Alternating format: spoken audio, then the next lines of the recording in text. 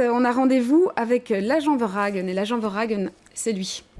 Bon, le but c'est de gagner cette Coupe du Monde. Cette année, c'est en Russie que ça se passe. Alors moi et Eden, on est chaud boulette. Le problème, c'est quoi la stratégie? Dès qu'on arrive, je connais un bar à Caviar magnifique dans une rue l'envers. Je t'expliquerai. On boira des shots de vodka, mon ami, et je peux t'assurer qu'après on parlera tous russe. C'est pas du russe, ça? Non, je pense pas. Il dit n'importe Et on va s'entraîner où comme ça? S'entraîner. Vous pensez qu'à vous entraîner, vous les joueurs? Il faut savoir se détendre aussi, hein? quoi. Ouais, moi je suis complètement Ah bah voilà. Et d'ailleurs, on va faire des économies. Dorénavant, c'est Messi qui va gonfler le ballon, ok? Mais s'il est pas dans notre équipe, il est argentin. De quoi? Comment ça, il est pas belge? Mais vous voulez la gagner ou vous voulez pas la gagner, cette Coupe du Monde? L'Argentin, les excuses, c'est pour les perdants, Eden. Et quoi, Ronaldo non plus, il est pas belge? Ah non, il est portugais. Mais non de Dieu, j'aurais jamais dû accepter ce poste. Concernant Thibaut Courtois, on est d'accord, c'est une passoire, juste bon à faire cuire des carbonara. Donc, j'avais pensé à le remplacer par Enzo Schiffer. Enzo Schiffer, il est belge ou il est pas belge? Il est belge. Voilà. Il est belge. Bonsoir Pablo Andrés. Bonsoir. Alors l'agent Verhagen, c'est vous en fait, c'est votre double? C'est mon double non, heureusement non. Mais après, c'est sûr qu'il y a un peu de moi dedans, mais il y a un peu de mon père, un peu de tous les Bruxellois, je pense, et beaucoup de belgicisme et de belgitude, mais Ouais. mais c'est pas moi, je pense pas. Il vous est venu comment ce personnage? C'est un peu une manière de régler vos comptes avec la police? Non, pas du tout, non, pas du tout.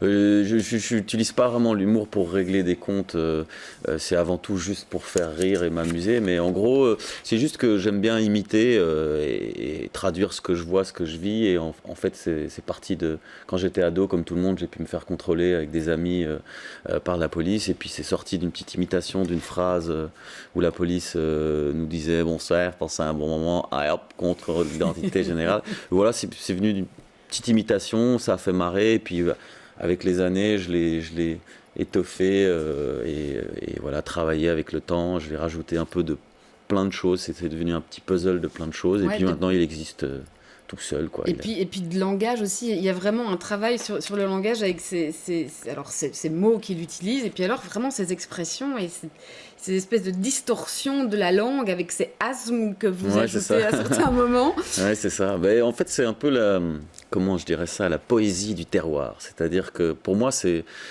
la beauté de la langue, et en même temps, c'est très populaire, c'est très cru. Mais moi, je trouve que c'est beau, ça. Et j'aime bien donner un peu trouver cette noblesse dans ce côté très plat. Mon grand-père avait un peu ça. C'était un paysan. C'était en tout cas issu d'une famille de paysans flamands, et il sortait parfois des expressions comme ça qui étaient des petites perles, et j'aime bien ça, donc je fais attention à ça, et puis après j'invente rien. Maintenant j'accentue, je caricature, je pousse un peu les traits, mais j'invente jamais rien. Les si on fait vraiment attention, on les entend, puis après je les pousse. Donc, Ouais, c'est vrai que vous aimez bien aller un petit peu pousser un peu loin dans la caricature. Bah oui, voilà, c'est ça. En tout cas, là, c'est ce que je fais, c'est un peu... voilà, c'est ça, c'est vraiment grossir le trait, mais on grossit un trait qui est là, quoi, qui existe, j'invente rien. Il n'y a pas que l'agent Verhagen, c'est vrai qu'on en parle beaucoup parce qu'on l'a vu beaucoup sur les réseaux sociaux, on l'a vu notamment au moment de l'Euro 2016, puisqu'il faisait quasiment quotidiennement ses commentaires, beaucoup l'ont connu à ce moment-là, mais il n'y a pas que lui, il y a d'autres personnages aussi que vous affectionnez particulièrement. Oui, voilà, c'est ça, il y a... Et dans des styles assez différents tous, hein. Voilà, c'est ça. Ça reste la caricature, mais voilà, il y a Jérém Floquet qui est une espèce de caricature des péteux, on va dire. Et il y a MC Furieux qui est une espèce de pseudo-racaille bruxelloise. Il y a Martin Luthier-Leroy qui est une espèce de comédien raté. Et vous en avez un préféré parmi tous vos personnages ? Non, moi ce que je préfère justement c'est jongler avec tous en fait, et de passer de l'un à l'autre, et d'aborder ces différentes couleurs, ces différents accents, ces différentes façons de bouger. Moi c'est ça que j'aime, c'est interpréter des personnages, et si je faisais tout le temps la même chose, je m'ennuierais un peu. Ouais. On va en voir quelques-uns d'ailleurs de vos personnages, et puis on en reparle. Désolé, je suis à la bourre, et c'est à cause du trafic, Les trafics, on en parle ou pas? Eh bien, c'est bien simple. Le temps d'arriver ici, j'ai fait Montgomery-Forêt. Le temps d'arriver, ma barbe avait poussé. Il n'avait pas de barbe? Il n'avait pas de barbe. Emoticône Ben Laden, regarde. Mais,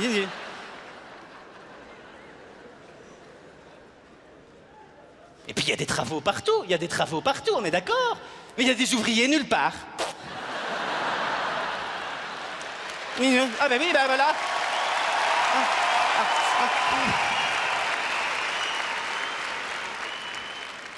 Ça y est, j'entends plus, vous avez niqué mes tympans.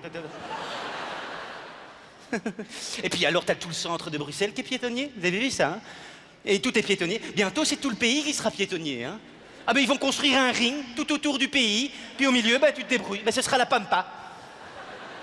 Retour au Moyen-Âge, la charrue, les bœufs, tout ça. Comme à Charleroi.